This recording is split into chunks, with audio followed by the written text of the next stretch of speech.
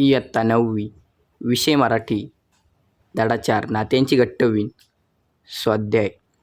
Video like करून चॅनलवरती नवीन असेल तर चॅनलला सबस्क्राईब नक्की करा, जेणेकरून तुम्हाला संपूर्ण मराठीचे स्वाध्याय बघायला मिळून जातील.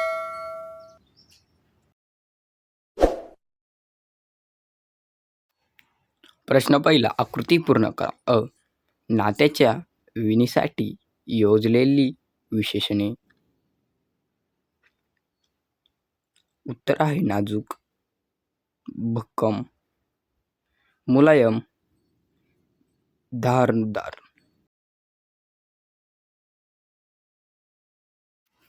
नात्याच्या विणीची पाठातील वैशिष्ट्ये. उत्तर, नकळत विणली जाणारी, प्रत्येक नात्याने अधिकाधिक मजबूत होत जाणारी, जवळीक साधणारी, स्वकीय परकीय असा भेदभाव करणारी.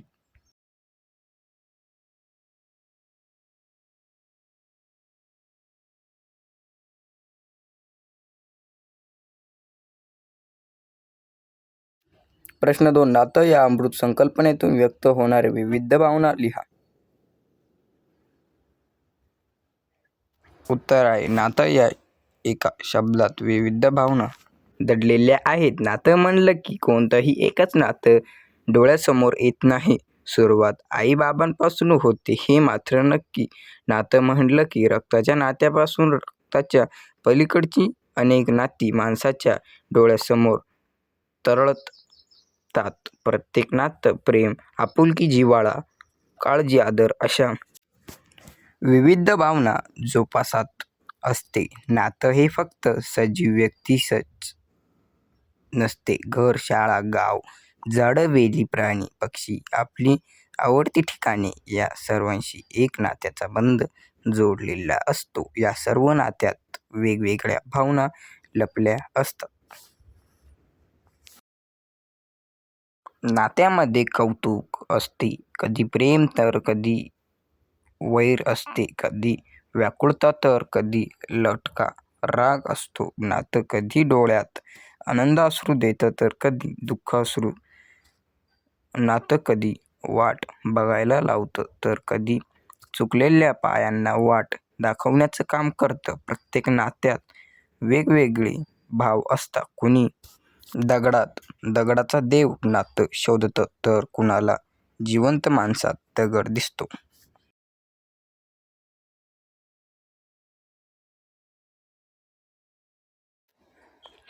प्रश्न 3, खालील वाक्यासाठी समान आशयाच्या ओळी पाठातून शोधून लिहा.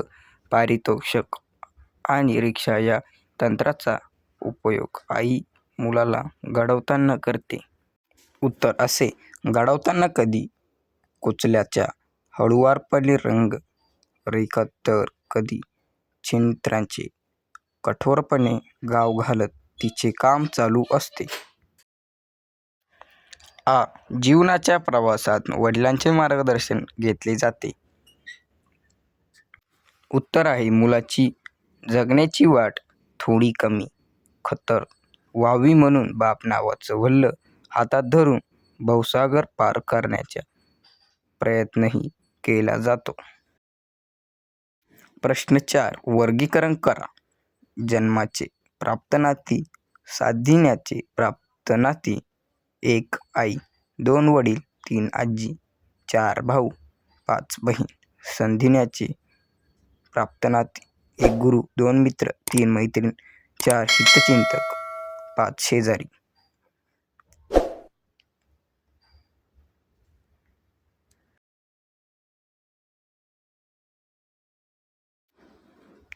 प्रश्न 5, खालील दिलेल्या मुद्द्यांच्या आधारे फरक स्पष्ट करा. तारुण्यातील नात्यांचा प्रवास, वार्धक्यातील नात्यांचा प्रवास, तारुण्यातील नात्याचा प्रवास. तारुण्य अहंकार, मान, अपमान, प्रतिष्ठा अशा भ्राम्य भावकारांनी मान व्यापलेले असते. वार्धक्यातील नात्यांचा प्रवास. वार्धक्यात भावना, विकारांचे भ्राम्य आवरण गळून पडते आणि एक निखळ निकोप मन समोर येते.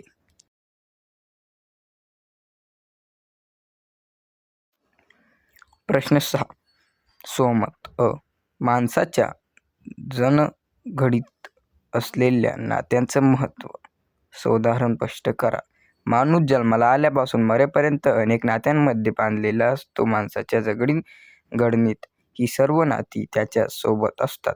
बाळ जन्माला आलं तेव्हा बाळाला प्रथम पाऊल टाकताना त्याची आई त्याच्या सोबत असते.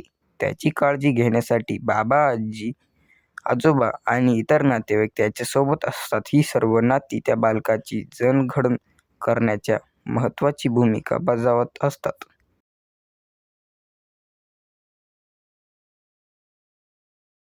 थोडं मोठं झालं की त्याच्यासोबत मित्र, शेजारी आणि इतर नाती जोडल्या जातात. सुखदुःखात सोबत देणारे मित्र, सल्ला आणि मदत करणारे शेजारी, उपदेश करणारा गुरुजन, सर्व वर्ग त्याच्यासोबत असतो. नंतर लग्न झाल्यावर बायको, मुलं आणि इतर नवीन नातेवाईक त्याच्या जडणघडणीस जबाबदार ठरतात.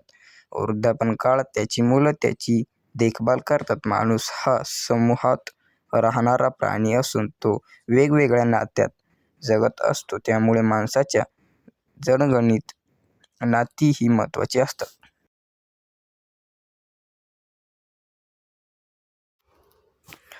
तुमच्या सर्वात जवळच्या मित्राचे, मैत्रिणीचे नाव काय?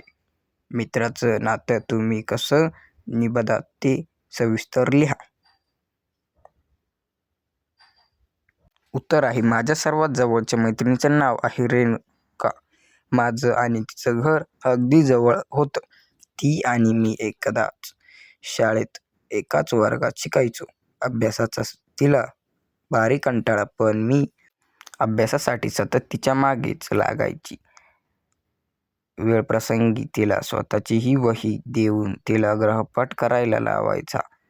तिला वर्गात इकडून तिकडे फिरायला आवडायचं. इतर मुलांसोबत बोलायला आवडायचं, पण ती तसं करताना तिला माझा नेहमीच विरोध असायचा.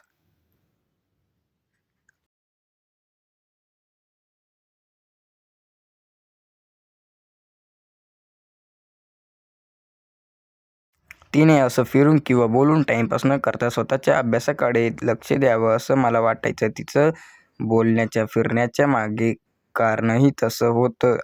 आम्ही 3री-4थीत असून तेव्हा तिची आई मरण पावली. घरी वडील आणि 2 लहान भावंडं.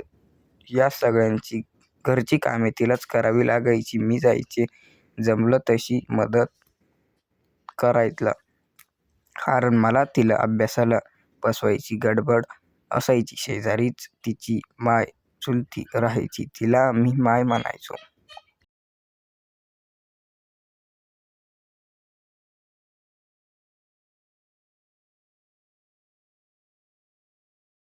माय खूप प्रेमळ होती. माईच्या प्रेमाची ऊब रेणुकाला जगण्यासाठी हिंमत द्यायला, पण दुर्दैव रेणुकाला मध्ये शाळा सोडावी लागली. आता संध्याकाळचा डबा मी तिच्या घरी तिच्यासोबत जेवायला. पुढे माझ्या जबाबदाऱ्या आणि अभ्यास वाढला गेला. हळूहळू माझं तिच्या घरी जाणं कमी झालं. तरी मी आणि रेणुका आणखीनही चांगल्या मैत्रिणी आहोत. सुखदुःखात एकमेकांची सोबत करत ती तिचे काम आणि मी माझे आयुष्य जगत आहोत. आज या प्रश्नाच्या निमित्ताने परत तिच्या आठवणीने माझे डोळे पाणवले, हे मात्र खरं. व्हिडिओ आवडले असेल तर व्हिडिओला लाईक करून, चॅनलवरती नवीन असाल तर चॅनलला सबस्क्राईब जरूर करा, जेणेकरून तुम्हाला संपूर्ण इयत्ता 9वीचे मराठीचे स्वाध्याय बघायला मिळून जातील. आपला चॅनल मास्टर तन्मय शिंदेवरती. तर व्हिडिओला लाईक करून चॅनलला एकदा सबस्क्राईब नक्की करा आणि तुमच्या मित्रांनाही शेअर करा.